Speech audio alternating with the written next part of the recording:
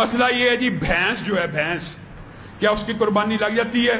کیا کٹے کی قربانی لگ جاتی ہے؟ میرے بھائیو یاد رکھو اللہ تعالیٰ نے ثمانیت ازواج 8 جانوروں کا قربانی کے لیے ذکر کیا.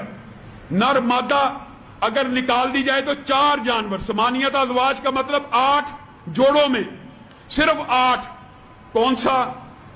بکرا، گائے، اونٹ اور بھیڑ. بھیڑ کے اندر تشریح میں رسول اللہ نے دمبے کو بھیڑ میں شامل کیا. ہم مانتے ہیں، کوئی اعتراض کی بات نہیں. یہ وہ 8 جوڑے ہیں جن کو قربانی کے لیے اللہ کی بارگاہ میں پیش کیا جائے گا. بعض لوگ یہ سمجھتے ہیں کہ ہر حلال جانور کی قربانی جائز ہے. نہیں میرے بھائیو، ان 8 کے علاوہ ہر حلال جانور کی قربانی جائز نہیں ہے. الحمدللہ رب العالمین والعاقبۃ للمتقین والصلاة والسلام علی اشرف الانبیاء والمرسلین نبینا محمد وآلہ واصحابہ واہل بیتہ وذریاتہ ومن تبعہم بإحسان الی یوم الدین وعنا معهم برحمتک یا ارحم الراحمین. اب یہاں ایک بات ہے جو اس وقت میڈیا پر یہ بات زبان عام ہے کہ لوگ کہتے ہیں کہ بھینس کا اور کٹھے کا جس کو منجی کہتے ہیں، پنجاب میں لوگ منجی کہتے ہیں، اس کا یہ قربانی کرنا ہے. اور علت یہ بتا رہے ہیں کہ پیغمبر صلی اللہ علیہ وسلم نے اس کا اور صحابہ کرام نے قربانی نہیں کیا اور نہ کہیں اس کو صحابہ کرام کے بارے پتہ. صحابہ کرام کو کم از کم پوری دنیا میں پھیل گئے.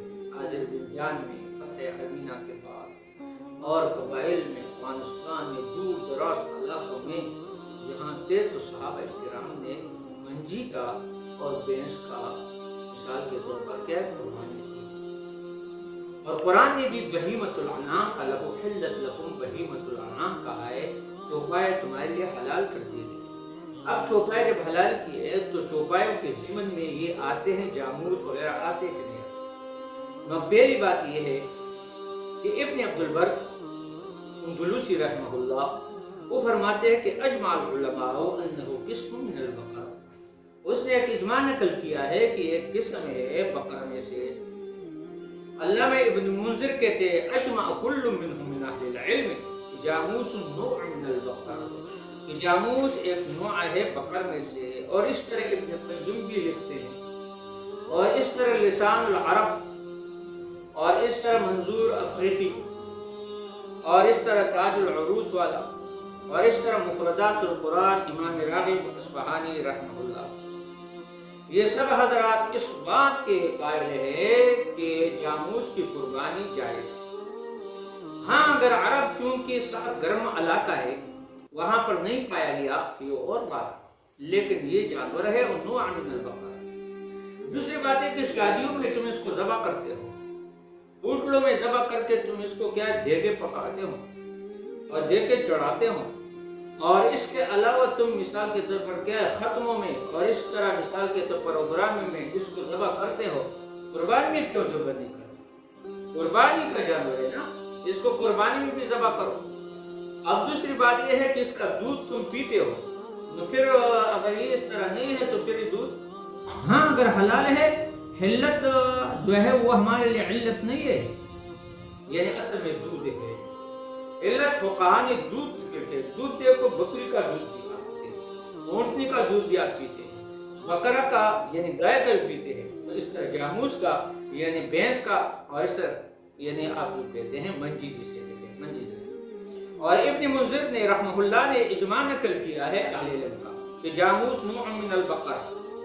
اور دوسری بات ہے بہیمۃ الانعام کے اندر فقہاء لکھتے ہیں اور پھر سمجھ لو کہ الفقہاء اعلم بمعنی الحدیث، الفقہاء اعلم بمعنی الاثار، الفقہاء اعلم بمعنی اللغہ.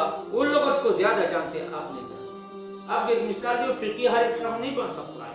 امام احمد بن حنبل کے پاس ایک شخص آیا اور سائل نے سوال کیا کہ یا احمد مجھے ایک خبر دے دے، اخبرنی، مجھے خبر دے اس مسئلے کا. اذا كان رجل يحفظ 100,000 حدیث هل هو يستطيع ويقدر ان يفتي باجتهاده؟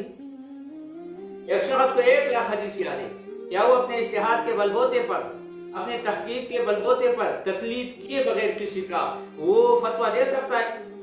یہ وقت کا امام احمد بن حنبل متفقن علیہ امام، جس کو آج کل کی مثال اہل ظواہر بھی مانتے ہیں، جس کو تم اہل حدیث کہتے ہو، اگر جو اہل حدیث نہیں ہے اور نہ غیر مقلد ہے، یہ بھی یاد رکھو، میں اتفاق نہیں کرتا ہوں نہ یہ اہل حدیث ہے نہ غیر مقلد ہے۔ اچھا، تو پھر اس نے کہا کہ لا، وہ اپنے اجتہاد کے بلبوتے پر فتویٰ نہیں دے سکتے بلکہ تقلید کرے گا، تقلید کیے بغیر ان کے لیے کوئی چارہ نہیں ہے۔ پھر اس نے کہا اصل کا ایزن دوسرا سوال کرنے لگا، اس نے کہا اذا کان رجل یحفظ 200,000 حدیث 2 لاکھ یاد ہو، هل وہ یستطیع ویقدر ان یفتی باجتہادی، جو اپنے اجتہاد کے بلبوتے فتویٰ دے سکتا ہے جو 2 لاکھ؟ اس نے کہا اذن لا، تب بھی نہیں۔ پھر اس نے تیسرا سوال کیا، 300,000 حدیث 3 لاکھ حدیث، اس نے کہا 4 لاکھ۔ 5 پر جب کہا اس نے کہا اذا کان الرجل یحفظ 500,000 حدیث، 5 لاکھ حدیث یاد ہو، کیا اس کو قدرت ہے، طاقت ہے، وہ اپنے اجتہاد کے بلبوتے پر فتویٰ دے سکتا ہے؟ اس نے کہا اذن یستطیع۔ فقہا تو یہ ہوتا ہے، فقہا جو ہے نا وہ عالم ہے بمعنی اللغہ اور وہ عالم ہے بمعنی الاثار، لہذا اس وجہ سے اجمع کل منہم اہل العلم علی ان جاموس نوع من البقر، یہ ایک نوع ہے بقر میں سے۔ ابن قیم بھی لکھتا ہے، ابن منذر بھی، ابن عبد البر بھی لکھتا ہے اور امام راغب اصفہانی بھی لکھتے ہیں۔ اور دیکھو یہاں پر اللہ سبحانہ وتعالی نے 8 صنفوں کو بیان کیا، صنفوں کو بیان کیا۔ وَمِنَ الْأَنْعَامِ حَمُولَةً وَفَرْشًا، اور بعض انعام سے حمولہ ہے اٹھوانے والا ہے بوجھوں کو، وفرشا، فرش ہے زمین کے ساتھ، یعنی فرش صغار کو کہتے ہیں۔ دانیۃ الی الارض کالغنم، جس طرح بھیڑ بکریوں کہتے ہیں وہ زمین کے ساتھ ساتھ جاتے ہیں، ایسے میں کہتے ہیں۔ تو اللہ فرمائے کلوا مما رزقکم اللہ، کھاؤ اس سے جو اللہ نے تمہیں رزق دیا، ولا تتبعوا خطوات الشیطان، اور شیطان کے قدموں کے پیچھے مت جاؤ۔ لکم ثمانیۃ ازواج، دیکھو یعنی 8 قسمیں ہیں، من الزان، زان میں سے اثنین 2 بھیڑ سے 2 لے لو، یعنی مذکر و مؤنث، ومن المعز اثنین، اور بکری سے بھی 2 لے لو، اثنین من کا ہے مذکر و مؤنث۔ قلا ذکرین، دیکھو اللہ سوال ہے، کیا اللہ نے ذکرین کو حرام کیا ہے، مذکر کو حرام کیا، مل انثیین، یا حرام کیا اس میں سے انثیین کو، یعنی مطلب ہے یعنی مادے کو۔ ام مشتملت علیہ ارحام انثیین، 2 باتیں ہیں، یا جس پر مشتمل ہے ارحام انثیین کا، یعنی اس کا رحم انوس کا، یعنی اس پر وہ حرام ہے، اس کے اندر بھی مذکر مؤنث ہوتا ہے، کیوں کہ نا نبیونی بعلم ان کنتم صادقین، مجھے خبر دے دو علم کے ساتھ، دلیل کے ساتھ، دلیل عقلی نقلی وحی کے ساتھ، ان کنتم صادقین، اگر تم اپنے دعوے میں یعنی حق پر ہو۔ ومن الابل اثنین، اور اس طرح ابل سے بھی 2 ابل یعنی مطلب اونٹ سے 2 یعنی مذکر اور مؤنث۔ ومن البقر اثنین، اور اس طرح گائے سے بھی 2 بقر اور بقرہ، ایسے میں کہیں۔ اچھا، قلا ذکرین، کہہ دیجئے کیا ذکرین کو اللہ نے حرام کیا، مل انثیین، یا انثیین، بقر میں سے اور اسی طرح ابل میں سے، ان دونوں میں سے مذکر حرام ہے یا مؤنث حرام ہے۔ ام مشتملت علیہ ارحام انثیین، یا وہ حرام ہے جس پر مشتمل ہے، یعنی مثال کے مشتمل ہے ارحام انثیین کا، یعنی مؤنث کا۔ ام کنتم شہداء، کیا تم مثال کے طور پر گواہ تھے، اذ وصاکم اللہ بہذا، جب اللہ نے کہ تم نے منجی کو حرام کر دیا اور کہا کہ منجی، تو پھر اس کا دودھ کیوں تم پیتے ہو بھائی؟ دودھ تو گائے کا بھی پیتے ہو، اور زیادہ تر تم بھینسوں کا دودھ پیتے ہو، بھینس کا، تو یہ کہ منجی کے دودھ پیتے ہو، ایسے میں کہ نہیں، اور پھر اس کے باوجود اس کو مثال کے کہتے ہو کہ یہ ناجائز ہے، ایسے میں کہ نہیں۔ یہ علت آپ کو کس طرح معلوم ہے؟ اس کو کہتے ہیں کل ما حب و دبا، یہ مکی پر مکی مارنے والے، کل ما حب و دبا معنی کیا ہے؟ تحقیق نہیں ہے، مکی پر مکی مارنے والے لوگ ہیں۔ ومن اظلم من افترا، اس سے بڑھ کر اور کوئی بڑا ظلم کون ہوگا جو افترا کرے اللہ کے لیے، ذل الناس، تاکہ لوگوں کو گمراہ کرے بغیر علم کے، نہ اس کے پاس دلیل عقلی ہے نہ نقلی ہے، نو ان اللہ لا یهدی القوم الظالمین۔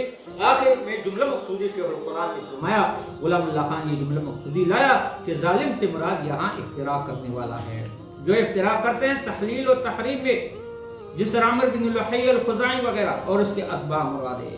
لہذا مثال کے طور پر کیا ہے کہ ان چیزوں کو تم نے حلال جانوروں کو حرام کر دیا۔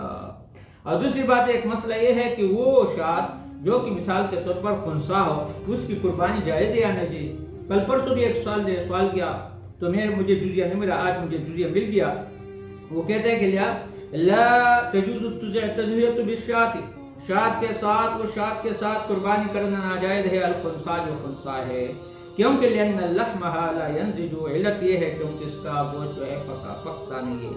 فتاوی ہندیہ جلد نمبر 5 صفحہ 399، فتاوی رشیدیہ شامی جلد نمبر 6 یعنی پر آپ اس کو دیکھ سکتے ہیں، وہاں پر انہوں نے یہ علت ذکر کیا ہے کیونکہ الفقہاء عالم بمعنی الحدیث، عالم بمعنی الاثار، عالم بمعنی الفقہاء